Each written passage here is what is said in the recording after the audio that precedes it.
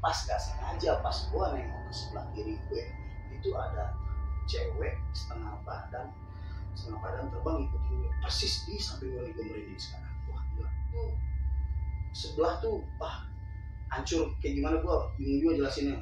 Gila udah gak berbentuk deh pokoknya sebelah mukanya ya, sebelah mukanya itu mati udah mukanya berubah. Di situ yang bikin gue kaget tuh, dan gue langsung rem mendadak tuh ya waktu itu.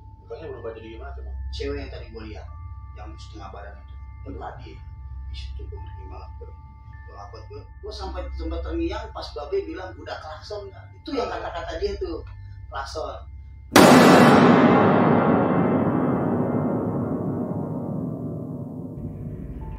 Oke, sobat horor Indonesia dimanapun kalian berada, assalamualaikum warahmatullahi wabarakatuh. Selamat malam semuanya, para pemirsa setia Jendela Usang. Kali ini kita kedatangan tamu, yaitu adalah Bang Yanuar yang akrab disapa Takur ya. Gimana bang, kok bisa sih dipanggil Takur? Ceritanya gimana tuh bang? Kalau itu sih pas gue SMP sih ya. Jadi gue tuh orangnya suka bolos nih. Ya suka bolos. Gue tuh masih zaman-zamannya PlayStation lah baru keluar. Ya PS tuh ya kan. Nah pas itu tuh gue ada di situ namanya tuh PS Ibu gue biasanya. PS Ibu. Lalu tuh dari rumah gue ke PS Ibu tuh cuma berapa meter kan? Cuma 3 sampai 50 meter lah. Ya emang gue batu sih. Jadi harusnya lurus gue belok. Sekolah di situ di pojokan. Nah jadi ngumpul di situ ada ibu. Jadi ibu PS itu tuh lihat gue mungkin kayak polisi India. Wah, polisi India lama udah kayak dong. Ya mungkin karena gue gendut hitam kayak gitu ya kan. Iya. Nah pas di situ ya ibu sering banget sih ngomong ke gue, lu kayak orang India lu hitam banget gitu. Orang India lu hitam banget. Sering banget ngomong kayak begitu. Nah suaminya tuh ibu, bapak, dia lah panggilnya dia Takur sing gitu. Wah Takur sing, nah dari situ tuh awal mula tuh Takur sing Takur ya. Takur jadinya tuh. SMP gue kebetulan bolos bareng di situ, dibawa lah nama itu ke sekolah. Sampai sekarang panggilnya Takur. Oke, jadi teman-teman, para pemirsa Jendela Usang, jadi Bang Takur ini kita datangkan sebagai narasumber dan dia nanti akan berbagi cerita sama kita, sharing-sharing lah cerita tentang pengalaman horornya. Jangan lupa like, comment, share, dan subscribe. Oke, sobat horor Indonesia dimanapun kalian berada, kembali lagi bersama kita di channel Jendela Usang. Jadi sebelumnya kita akan kita akan sedikit dulu ya. Sebelumnya ini Bang Takur ini punya pengalaman yang unik serem tapi unik juga bisa ya? Bisa dibilang gitu lah. Ya, jadi Bang Takur ini punya cerita atau punya stories ya. Jadi dia pernah ke suatu daerah tempatnya kalau nggak salah di Bilang Bogor bang ya. Ya, Bilang Bogor itu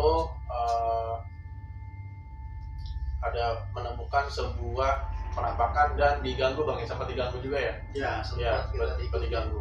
Ya, jadi teman-teman kalau mau kepo mau apa tetap stay tune terus di channel Jendela Usang. Oke, Bang Takur, langsung aja bang. Diceritain pengalaman itu gimana aja bang? Awal mulai sih sebenarnya sih gue cuma iseng di jalan-jalan sama teman-teman gue nih. Gitu, itu nggak ada rencana sama sekali. Waktu itu kebetulan banget itu kita rencananya emang Jumat, gitu pengen jalan Jumat malam, tapi karena berhubung ada kendala nih teman kayak gitu kan, akhirnya kita jadi jalannya Sabtu malam tuh. Nah di situ ada yang namanya Babe itu tempat apa tuh? Ini bokapnya teman sih. Oh ya. Nah kita bingung mau jalan kemana, tadinya pengen ke puncak. Ya udah jalan ke puncak kata Babe, ke tempat saudara kita aja kata dia. Mana Be? Di Gunung Sindur kata dia. Oh di daerah Gunung Sindur. Daerah Gunung Sindur, nggak usah jauh-jauh gitu, sama aja sekalian silaturahmi. Ayo deh, kayak seru nih. Gitu. Nah, sepengetahuan gue sendiri sih, Gunung Sindur itu kan ya tempatnya lumayan enak lah, bagus gitu kan. Enak cozy gitu lah ya. Buat healing lah kalau sekarang bilang. Sekarang healing ya. Yaudah, oke, gue pikir di situ. Nah, gue pikir berangkat sore tadinya, jam 7 atau jam 8 gitu kan, udah prepare. Nah, Babe malah mintanya malam aja kita berangkat. Malam aja? Iya, malam aja kita berangkat. Jam 10-an deket ini maksudnya gitu. Paling sekitar 2 jam, 3 jam lah nyampe. Udah jalan ke sono. emang sih pas di awal perjalanan tuh kita nggak ngerasain apa-apa, kayak gitu biasa aja lah. Nah pas gue udah sampai ke pemukiman situ tuh, pengen rumah saudara Babe tuh, gue sempet masuk hutan kecil. Jadi perjalanan itu harus ngelewatin kayak hutan kecil gitu, kayak hutan kecil gitu. Dan gue sempet ngelewatin, ya seingat gue tuh dekat situ jarak berapa puluh meter ke rumah saudara itu ada jembatan kecil. Itu lu berapa orang? Kecil. Itu gue sekitar 4 motor 8 orang. 4 motor 8 orang, berarti full ya? Gue gak ya, full gue di situ. Nah dari 4 motor itu kita ring-ringan kayak gitu kan jalan. Gue pas udah nyampe di situ gue nggak ngerasain apa-apa, cuman pas gue ngobrol di rumah itu udah mulai tuh gue ngerasain kayak ini ada yang aneh nih menurut gue. Dan temen gue juga kelihatannya udah mulai gimana gitu, cemas kayak gitu. Gue kelihatan dari muka-mukanya. Ada yang ngotot temen gue minta pulang. Gak tahu tuh alasannya apa, dia nggak ngomong. Tiba-tiba minta pulang. Ya, gila sih, maksud gue lu baru nyampe setengah 12 malam dan lu minta pulang gitu. Ya. Nah udah gak jadi pulang tuh, kita di situ ngobrol. Namanya kita ngobrol sampai malam, rokok habis kayak gitu kan. Nah kecetus nih teman-teman gue, cari warung yuk. Babe bilang, nggak usah, besok aja, kata dia gitu. Kalau mau tidur aja. Tetap ngotot teman gue, karena pengen ngerokok, nggak bisa tidur. Ya gue ngerti lah, karena suasana di rumah itu emang gue pun takut gitu. Berapa kali gue ngerasain tuh kayak gue merinding di sebelah doang. Awalnya ngerasa dulu ya? Iya, gue juga nggak tenang lah gue di situ. Cuman gue so-soin aja, sokul aja, malu sama muka soalnya. Ya kan udah sangar, takut lagi ya. Udah akhirnya temen gue coba untuk sendiri nih jalan naik motor. Karena gue orangnya gimana ya, mesti sendiri. Jadi kita cari lah. Soalnya lumayan jauh sih kalau gue bilang mah, dari rumah dia ke jalan raya itu lumayan jauh. Kalau naik motor itu gue sekitar 5-10 menit. Bukan itu masalahnya kalau menurut gue. Lewatin hutan kecilnya itu sama jembatan kecil tuh. Di situ tuh feeling gue di situ tuh gue mulai ngerasa emang bener-bener tuh wah parah deh pokoknya. Oke, gue sama temen gue jalan, kita beli rokok. Ya, solo. Kalau dalam hati mah baca doa. Itu kondisi bener-bener sepi ya, cuma lu sama temen lu doang gitu ya? Itu gila banget sih. Itu gue datang aja di situ yang udah gak ada apa-apa, sepi banget. Emang gue sempat ngelewatin warung kecil, cuman pas gue pengen beli rokok pas itu tutup kan. Oke, emang tutup itu udah tengah malam, cuma lah emang gak ada warung. Kita harus ke jalan raya buat nyari warung yang dari warung aja. Kalau situ udah merasa aneh. Nah pas gue baliknya lagi, gue udah mulai panas dingin tuh. Udah ngerasain tuh keluar keringet jagung aneh. Padahal cuaca di situ tuh dingin kalau iya, nggak mungkin kan keringetan ya kan? Gue udah mulai aneh tuh. Ya gitu. Nah ngobrol masih ada Babe di situ, masih melek namanya. Ya alhamdulillah dapat rokok kita nih, amunisi kayak gitu ya. Terus Babe ngomong, tadi klakson nggak? Ngomong ke gue nih. Iya. Tadi klakson. Gue sempet nggak ngeh, maksudnya apa klakson? Iya klakson. Orang sepi kan jalan sampai klakson. Klakson gue mikirnya gitu. Klakson sih be kayaknya, gue mikir gitu kan. Gue bilang klakson sih be kayaknya. Udah mulai tenang. Nah besokannya gitu, nah udah tuh acara basa-basi lah di sana, silaturahmi. Gue balik. Gue pengen baliknya sore biar kita bisa jalan-jalan dulu daerah situ. Iya. Gitu. Tetap Babe bilangnya udah malam aja, habis isya kita berangkat. Oh ya udah habis isya, habis sholat isya berangkatlah sekitar 8:30. Gue berangkat gitu, enak happy jalan set, nggak ngerasain apa-apa. Pas gue habis keluar jalan raya, nah sebelah kiri gue itu kayak apa ya? Dibilang bukan hutan sih, cuma gelap banget ya. Gelap banget sebelah kiri gue tuh, gelap benar. Aku jalan sama temen gue tuh, namanya Randy. Itu setelah dari jalan raya? Iya, dia masih di jalan raya gede, gue tuh di jalan raya gede. Balik dari sana.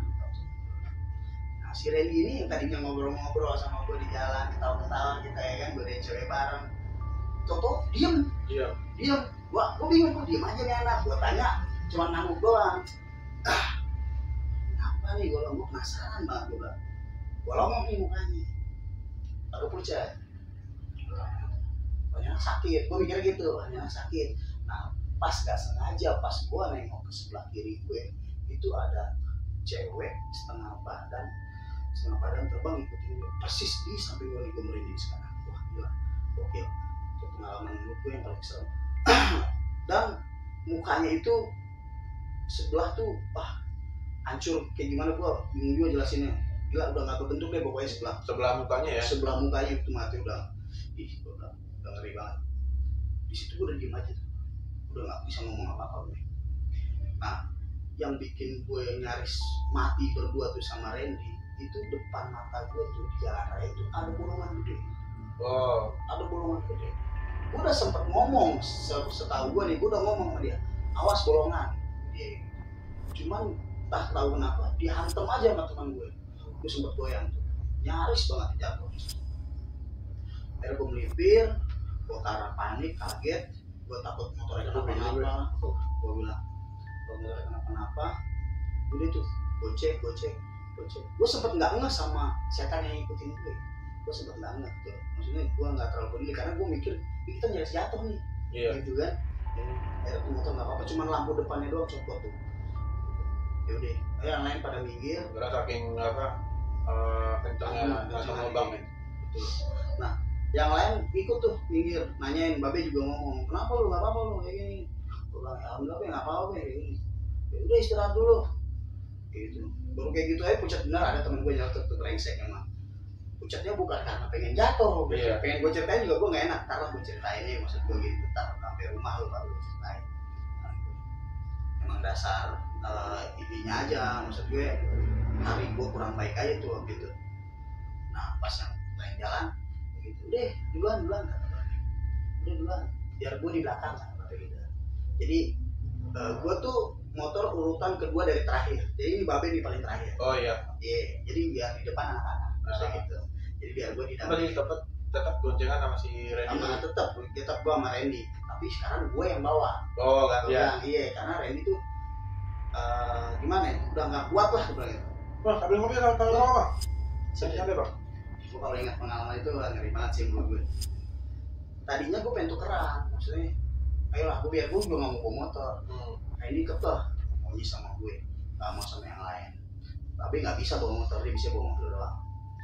Yaudah, gue yang bawa. Gue bilang, udah kita pelan-pelan aja kata Babe. Jalan, begitu. Kan gue ngeliat spion nih, kanan kiri.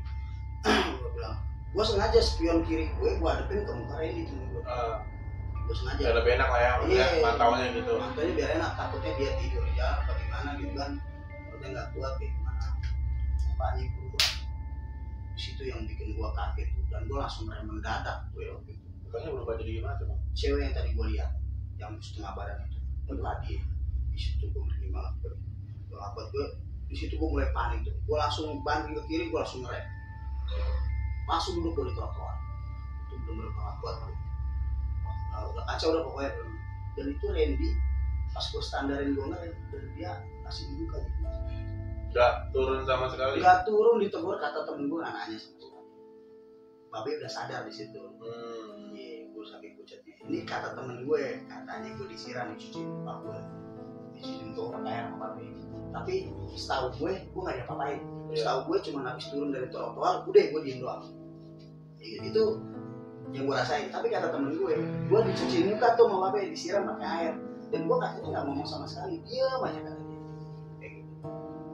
Setelah berapa lama baru mulai udah agak sedikit sadar gue, karena mulai itu kita tukeran.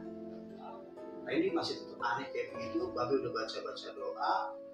Akhirnya kita melipir ke pom bensin. Di situ kita beli kopi dulu segala macem, melipir di situ. Nyantai dulu ya. Nyantai dulu, biar nggak terlalu panik.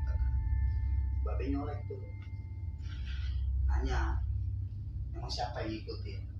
Gituin. Baru buka omongan di situ, gini, dia nelfon saudaranya yang di Gunung Sindur. Saudaranya, gitu. Dia minta nama gue sama nama Randy. Tahu lah buat apa? Nama panjang gue sama nama panjang gue itu. Oke, kayak gitu. Dari situ mulai tuh fisik gue udah kayak balik lagi kayak gimana sih? Seperti semula lah ibaratnya, udah fit lagi gue kayak gini. Randy juga sama tuh kayak gitu. Ayo Kur, cabut. Ini anak udah mulai seger nih gitu. Itu abis dimintain nama gue sama orang Gunung Sindur tuh, nggak tahu diapain gue gitu. Nah pas udah sampai rumah, kayak itu kayak nih nih makhluk nih masih kayak ngikutin. Kayak nempel gitu ya. Iya kayak gue masih ngerasain gitu. Jadi kayak sugesti gue aja gitu. Kan emang Merasa kalau dia tuh ada gitu. Nah itu emang kalau dari pengalaman gue kan dulu nih kayak gitu. Gue emang nggak bisa melihat makhluk halus, tapi gue bisa ngerasain. Nah ini yang pahitnya gue bisa ngeliat dia. Dari ngerasain, melihat ya kan. Itu di situ tuh gue wah shock banget ya, bikin gue jadi suges benar gitu loh.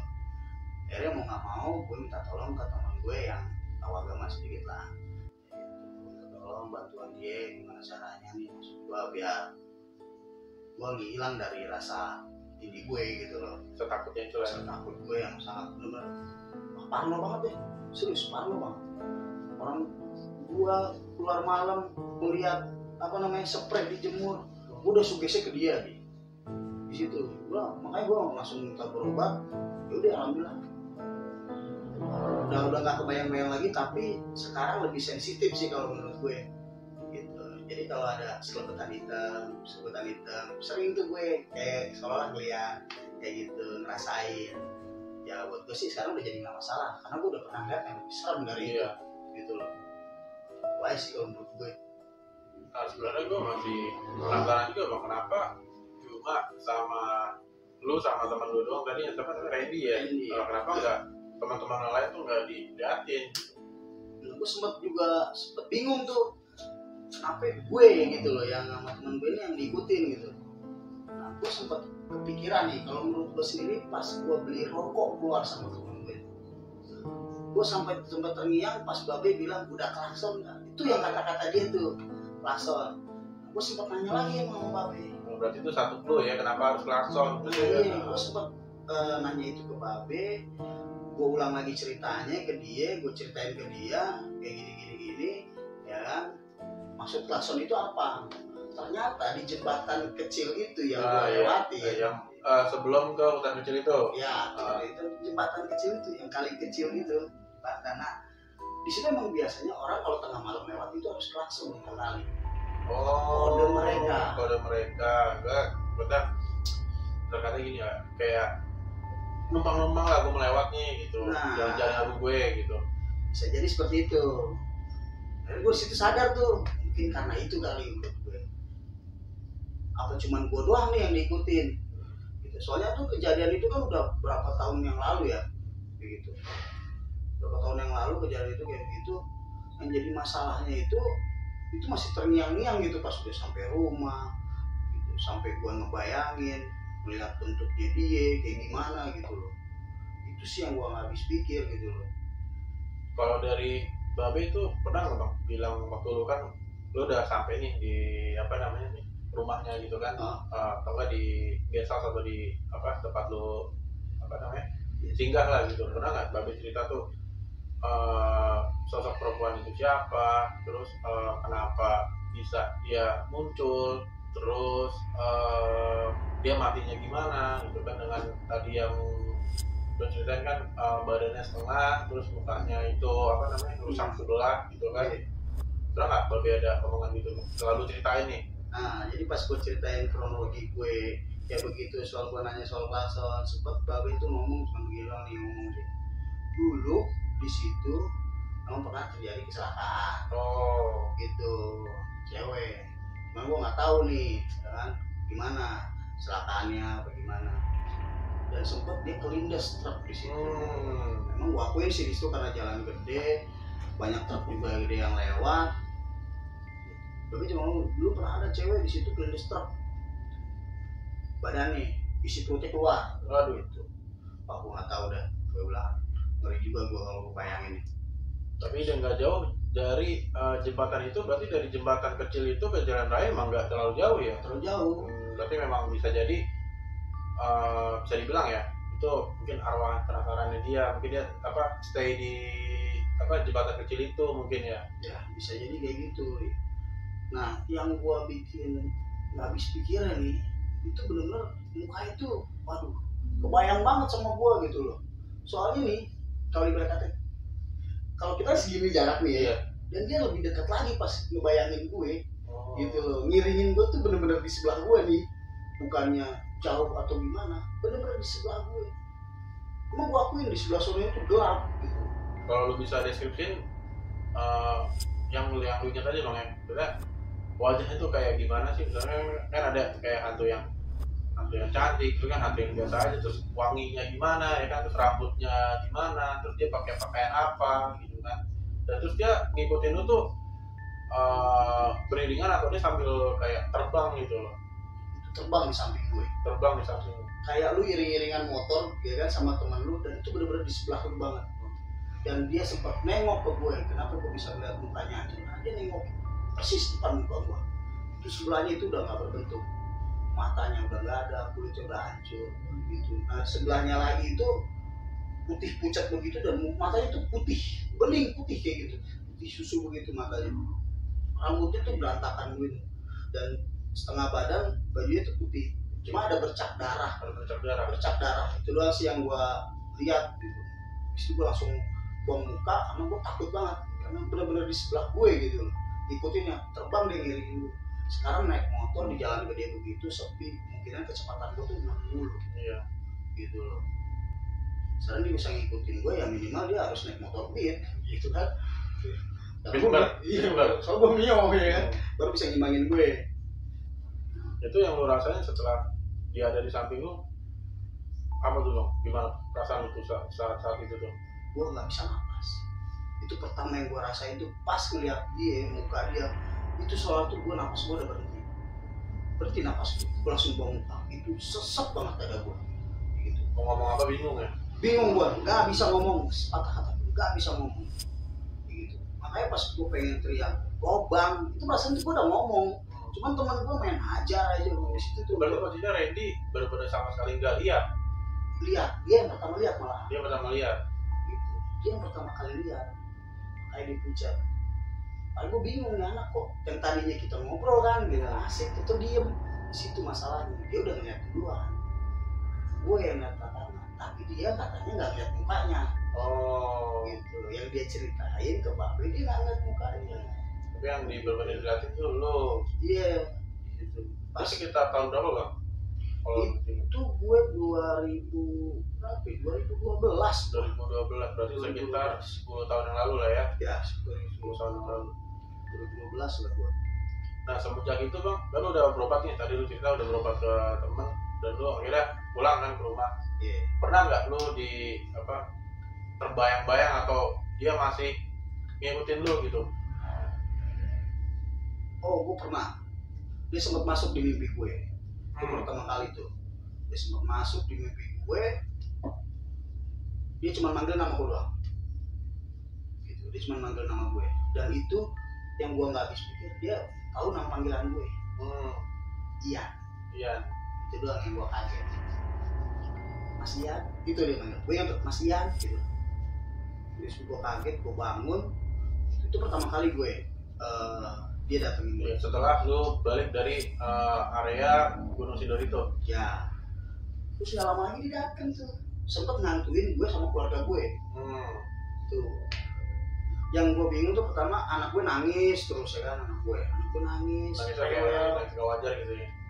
Ya gue sih tadi belum curiga sih dia nangis. Ya gue pikir ya masih balita gitu kan, gue mikirnya masih balita, dia nangis terus, rewel kali ini mau nete sama ibunya, gue pikir gitu kan. Tapi badannya agak sedikit hangat, apa mau pinter gitu kan, minterin biasanya kan minta seorang dulu kan, dia pinter nih, badannya hangat, nangis sama panas badannya biasanya. Nah, tapi anehnya tuh ditetein gak mau bini gue, kayak nolak, gimana sih kayak orang nolak gitu, nolak, kejar aja, ngungkap aja, bingung, wah anak gue begini, gue sempat sama bini gue bingungan menangani anak gue itu tuh, digendong nangis kayak gitu. Pas gue taunya bini gue teriak, siapa tuh pak? Karena di rumah tuh? Di rumah tuh, dalam rumah. Siapa tuh pak? Siapa gue bilang. Jadi kayak ada orang ngintip di ventilasi atas pintu gue. Atas pintu. Itu tinggi loh, lumayan tinggi loh kan?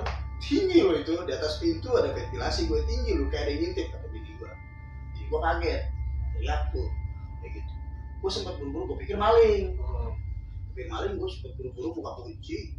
Itu gue buka, gue keluar nggak siapa-siapa. Gue tanya ke bini gue itu, dan bini gue diem aja. Gue udah mulai curiga nih gue. Gue telepon teman gue. Gue minta tolong. Coba dong, maksud gue bantu gue nih.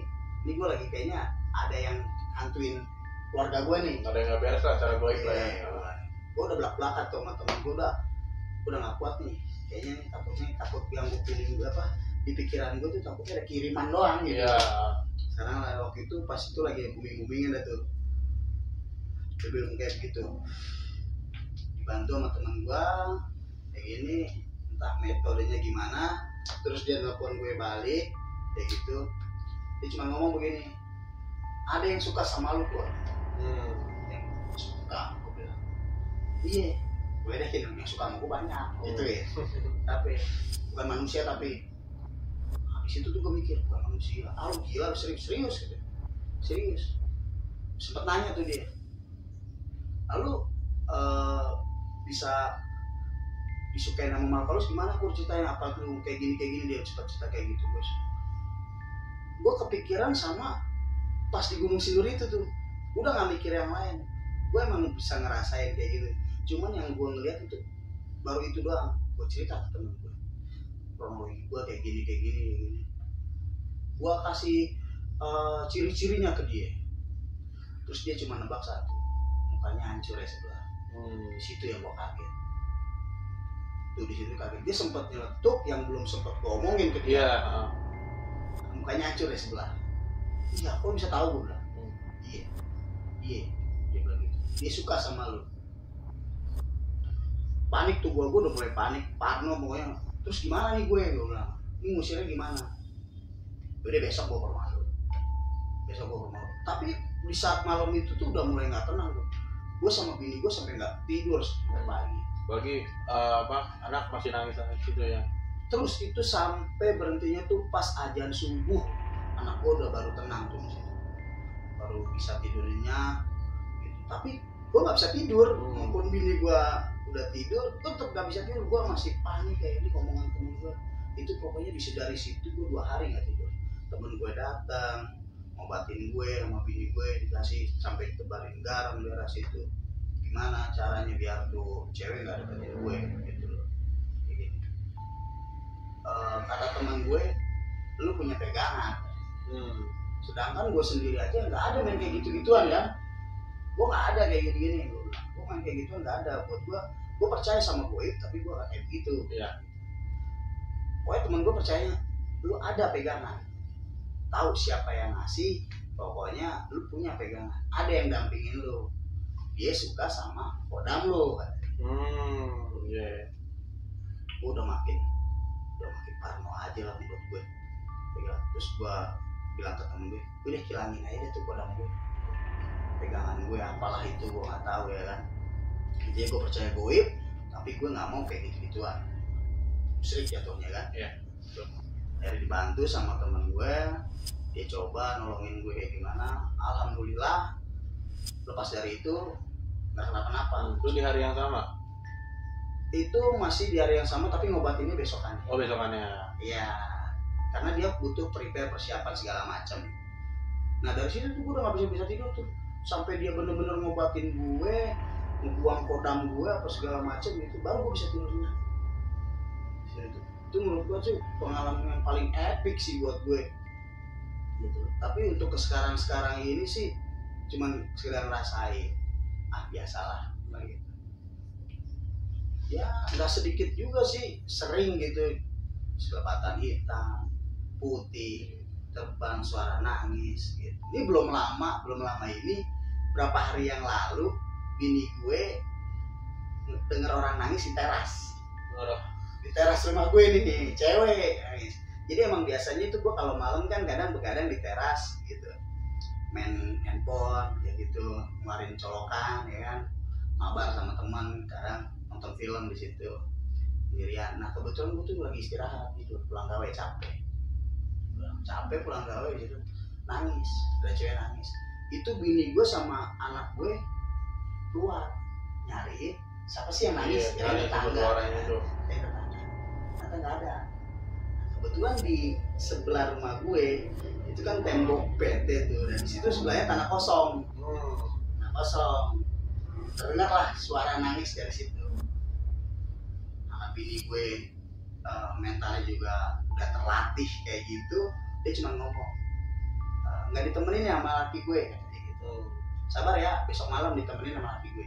Dia ngomong gitu. Diam akhirnya tuh. Diam tuh. Tangisan itu udah berhenti, akhirnya bini gue masuk. Soalnya pengen bangunin gue aja nggak bangun. Iya. Capean gue aja. Jadi lu pulang posisi kerja lu udah tidur, udah istirahat, capek makanya. Nah, terus si suara muncul gitu ya. Iya. Besokannya bini gue cerita tuh ke gue, apa yang dia rasain, apa yang dia dengar malam kayak gini. Sempat nggak percaya sih sebenarnya bini gue berani ngomong kayak begitu gitu kan. Besok ditemenin sama laki gue kayak gini-gini. Sempat nggak percaya. Yang bikin gue percaya anak gue ngomong, iya pak, mau ibu keluar, suara tangisannya sih tadinya depan rumah di teras, anak gue. Cuman pindah ke Tanah Merah situ. Udah fix, gue bilang, gue percaya. Soalnya bukan satu orang yang ngomong, gitu kan, ada 2 orang, ada anak gue. Gitu. Udah, gue selalu bilangin ke bini gue, pokoknya kalau ada suara-suara aneh itu dibaca-baca doa aja. Bilang gitu dah, jangan aneh-aneh, jangan disamperin dah. Bilang gitu, ngeri, soalnya ada gue. Iya. Lain kalau menurut gue sih sampai sekarang sih masih kacau. Berarti kesimpulannya teman-teman pemirsa di rumah, berarti Bang Takur ini melakukan sebuah perjalanan ke Gunung Sindur ya. Ya Gunung Sindur yang mungkin kalau yang sepengetahuan saya mungkin teman-teman juga lebih tahu nanti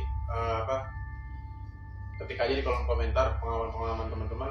Yang gue tahu nih Bang, Gunung Sindur kan biasanya kan tempat rekreasi, tempat orang camping gitu kan, tempat apa ya bisa dibilang tuh ininya diksar atau laksarnya pecinta alam atau yang ada kenaikan tingkat. Misalnya kalau di Beladiri itu ada kenaikan tingkat sabuk tuh harus ke sana gitu. Ternyata memang di sana tuh memang ada teka-teki misterinya itu yang Bang Takur alami ini. Dan bisa dibilang juga perempuan itu benar-benar ngikut ya dan gak balik lagi, tapi stay-nya sekarang di di Tanah Merah, di tanah kosong tadi. Kemungkinan besar sih kayak gitu.